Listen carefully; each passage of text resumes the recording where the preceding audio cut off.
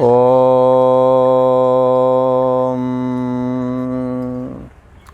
श्री योग वासिष्ठ के उत्पत्ति प्रकरण में श्री वशिष्ठ जी महाराज बोले, हे राम जी, हे रामचंद्र, शिव तत्व अनंत रूप और अप्रमेय है।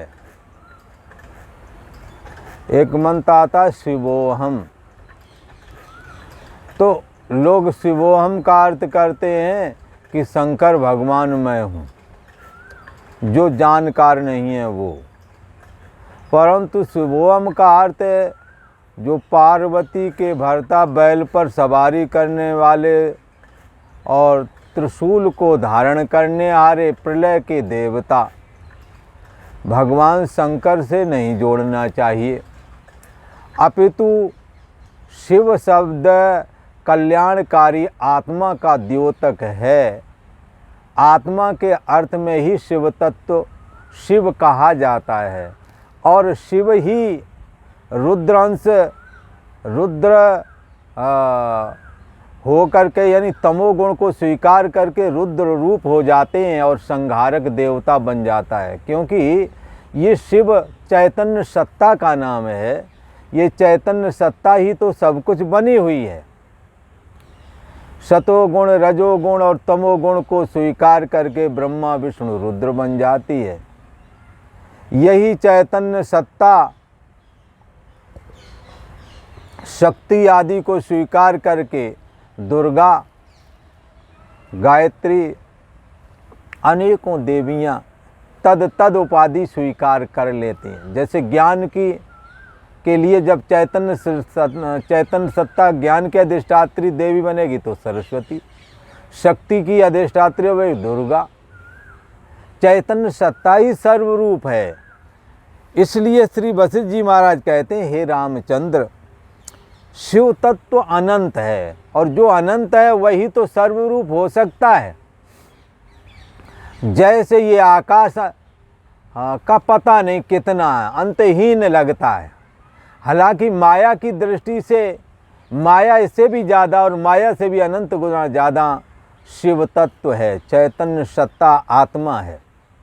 शिव तत्व कहो, ब्रह्म सत्ता कहो, आत्म सत्ता कहो, आत्मा कहो, शिव कहो, अद्वैत कहो, ये सब उसी के नाम हैं। चेतन ज्ञान ये सब उसी के नाम हैं। तो कहते हैं, हे रामचंद्र, ये जो शिव तत्व है ये कैसा है? अनंत रूप है और अप्रमेय। माने नहीं, प्रमेय माने विषय होना। ये विषय नहीं होता है। बोले विषय नहीं होता, क्या मतलब है? विषय मतलब जैसे रूप दिखता है तो ये आँखों का विषय हो गया। काला है, नीला है, पीला है, कैसा रूप है आगे, तो ये रूप नेत्र का विषय हो गया। जैसे शब्द कान पकड़ता है तो शब्द कान का विषय हो गया। इसी प्रकार कौन इंद्रिय जैसे नेत्र कम देखता है या ज़्यादा देखता है, कान ज़्यादा सुनता है या कम सुनता है या बिल्कुल नहीं सुनता है, इस बात को मन जानता है। और मन कहता है कि भाई कान से सुनाई नहीं पड़ता। जो इंद्रिय सक्रिय नहीं है उसको मन जान जाता है। और मन है कैसा? संकल्प विकल्पात्मक मनः। मन संकल्प विकल्पात्मक है और इस संकल्प विकल्पात्मक मन को जो कंट्रोल करता है, जो मन अनेकों प्रकार की मन की वृत्तियों को, चाहे वो अच्छी वृत्ति हो और चाहे वो गलत वृत्ति हो, एक वृत्ति को स्वीकार करके कह देना कि ये ठीक है, तो उसका नाम है बुद्धि वृत्ति। मन में अनेकों तरह की कामनाएं होती हैं। जैसे किसी को कमाई करने लगता है, नौकरी लग जाए, कई बार दिमाग में आएगा चलो धंधा कर लेते हैं। हाँ, ना मालूम कितने विचार आते हैं, ऐसा कर लेते हैं, वैसा कर लेते हैं। तो यदि संस्कारवान है तो वो निर्णय करेगा नहीं, मेहनत की कमाई वाला ही हम कोई काम करेंगे ताकि हमारा पैसा शुभ लाभ से प्राप्त हो और हमारी बुद्धि शुद्ध रहे। क्योंकि धन दूषित आ जाता है, तो दूषित धन जब इस्तेमाल किया जाता है तो बुद्धि विवेकशील नहीं रह जाती है। इसलिए अपने को अपने विवेक का अंत ना हो, इसलिए शुभ लाभ कमाएंगे। ऐसा यदि सद्विचार वाली बुद्धि होवेगी, यदि उसमें सतशास्त्र का श्रवण होगा तो सत्विचार होवेगा, सत्विचार होवेगा तो फिर वो शुभ लाभ वाले में निर्णय देगी। तो कहेंगे चाहे हमें कमाई थोड़ी हो पर मैं मेहनत का और अपना जो निजी है, जो हमारी मेहनत का है वही लेंगे, हम उससे ज़्यादा नहीं लेंगे, जितना बनता उतना ले लेंगे, उतने में गुजारा करेंगे। परंतु जिनकी बुद्धि शास्त्र संस्कार वाली नहीं है, कुमारकगामी है, वो तो कहेंगे कि चलो ऐसे ना सही उस जगह पर जाएंगे, पैसे तो बहुत थोड़े हैं पर पीछे वाली जेब से काफ़ी आएंगे, इसलिए चलो वो उसको कर लेते हैं। तो निर्णय अपना अपना बुद्धि, एक दोनों ही प्रकार के निर्णय बुद्धि करती है। पर इस बात पर निर्भर करता है कि बुद्धि कौन से संस्कार वाली है। क्या शुभ संस्कार वाली है तो आप समझ लो, आप सज्जन पुरुषों की संगत कर रहे होंगे, सतशास्त्र का थोड़ा मोड़ा भी सुना सुनाया होगा, हाँ, तो आपको निर्णय सद्विचार वाला करेगी बुद्धि। और यदि कुमारकगामी लोगों के बताए हुए रास्ते पर चल पड़े या उनकी संगत में रहते रहे तो सोचोगे यार जैसे भी हमें तो पैसा चाहिए। तो वो क्या है, इस तरह से बुद्धि भी दो प्रकार की होती है और दो प्रकार के निर्णय देती है, शास्त्र संस्कार वाली सज्जन बुद्धि और कुमारकगामी बुद्धि। तो कुमारकगामी वाली बुद्धि अपराधी जगत के लिए भी तो स्वीकृति देती होती कि कैसे अपराध करना, लोग प्लानबद्ध तरीके से करते। तो ये आपराधिक बुद्धि। एक सद्विचार वाली बुद्धि जो कोई दुराव नहीं, कोई छिपाव नहीं, जैसा है जो है उसी को स्वीकार करके चल रहे हैं, कोई छिपाव नहीं, कोई पाप बुद्धि नहीं। तो इस प्रकार से जो इंद्रियों को जानता है वो तो मन है, और जो मन को भी जानता है, मन के अंदर दो प्रकार के संकल्प हैं, अच्छे और गंदे। तो आपकी बुद्धि, आपका निर्णय बुद्धि का जरूर आएगा उनमें से कोई एक काम करने के लिए, पर ये इस बात पर निर्भर करेगा कि आपकी बुद्धि किस संस्कार वाली है। इसीलिए बड़े बड़े वकील लोग भी हो जाते हैं और बड़ा उनके नाम होता है, पर कोई ज़रूरी नहीं है कि वो देश हित में भी हों, क्योंकि उनको जैसे संस्कार होगा उसी का उन्होंने ज्ञान का अपना वो भी कर लेंगे, तर्क भी दे देंगे, नहीं ऐसे नहीं ऐसे, ऐसे नहीं ऐसे। इसी प्रकार से बहुत सारे बच्चों को बच्चियों को पढ़ा लिखा दिया, पर ज़रूरी नहीं जैसे माँ बाप चलते रहे वैसे ही चले हों।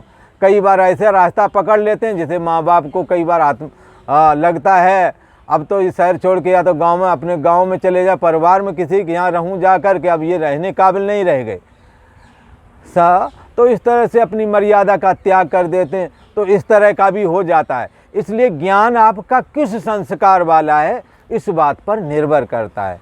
आप अपने बच्चों को अपने कुल खानदान के रीतों रिवाज नहीं बताओगे, और जब आप अपने चाचा ताया और बहुत सारे लोग हैं उन्हों के बीच में जब अपने बच्चों को नहीं ले जाओगे और उनके चरण स्पर्श आदि ये सदाचार नहीं करवाओगे, और उनको पढ़ाई आप बहुत अच्छे से पढ़ा रहे, ये तो बहुत अच्छी बात है, पर संस्कार विहीन होने की वजह से वो लड़का, वो बच्चे बच्चियाँ आपके पढ़ाए हुए, आपकी मेहनत की कमाई से सब कुछ किया, पर आपके कहने पर नहीं चलेंगे, बल्कि आपके संप्रदाय के कहने पर भी नहीं चलेंगे।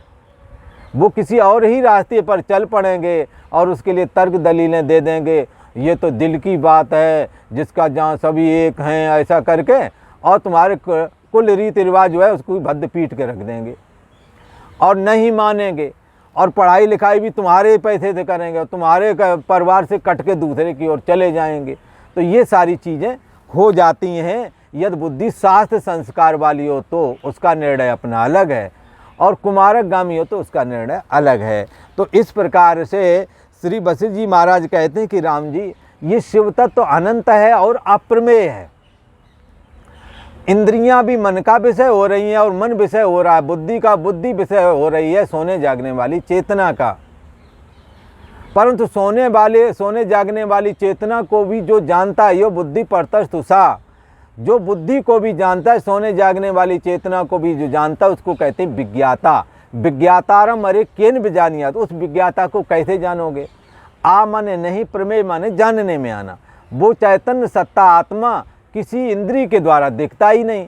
इंद्रियों के द्वारा शब्द स्पर्श रूप रस गंध देखते हैं, ऐसी इंद्रियां भी मन के द्वारा देखती हैं, ऐसा मन भी बुद्धि के द्वारा देखता है, और ऐसी बुद्धि भी सोने जागने वाली चेतना के माध्यम से सक्रिय होती है सद्विचार में या कुमार्ग में।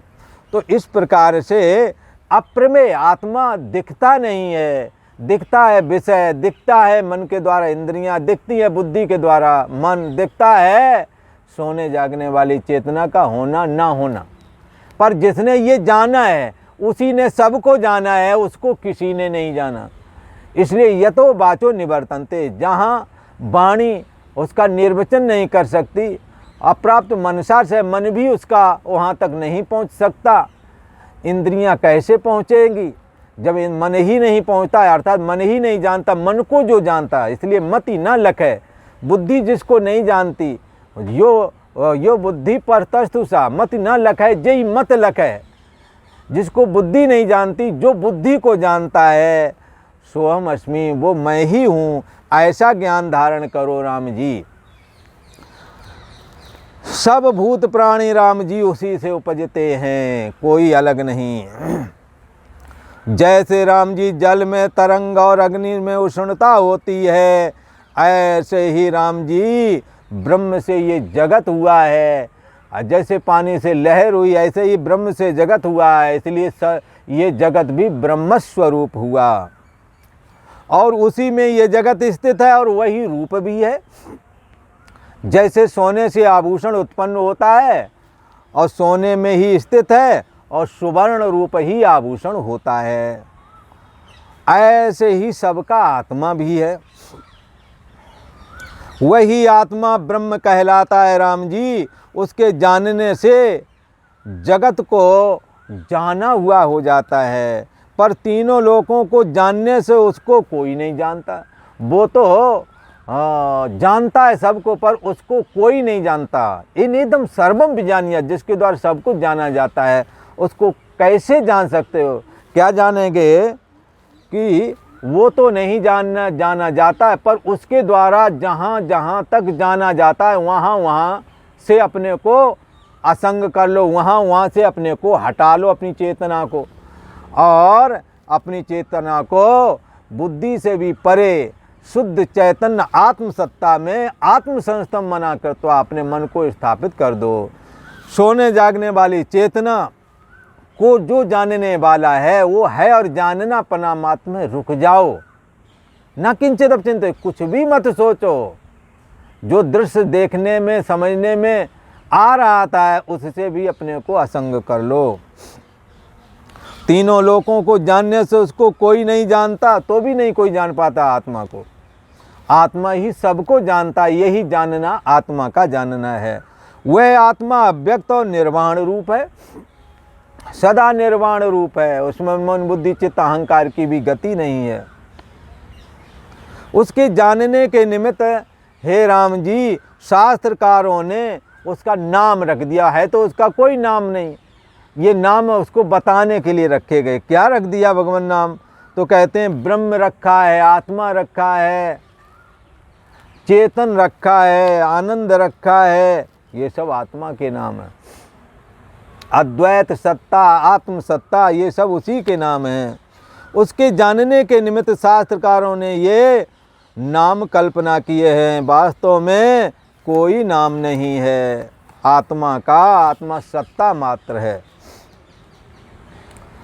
हे रामचंद्र, जब पुरुष राग द्वेष से रहित होता है और इंद्रियों के विषयों के संयोग से द्वेष को प्राप्त नहीं होता है, इंद्रिय से इंद्रियार्थे राग द्वेषो विवर्षित हो, इंद्रिय के विषयों में जब राग द्वेष नहीं रह जाता, वह तो तब क्या होता है, जो सम हो गया, राग द्वेष मान अपमान सुख दुख आदि में जो सम हो गया है, जो पुरुष राग द्वेष से रहता है, इंद्रियों के विषयों के संयोग वियोग में जो द्वेष को प्राप्त नहीं होता है, वह तो एक चेतन शुद्ध संवित ही है और अनुभव रूप अविनाशी और आकाश से भी स्वच्छ निर्मल आत्मा ही है।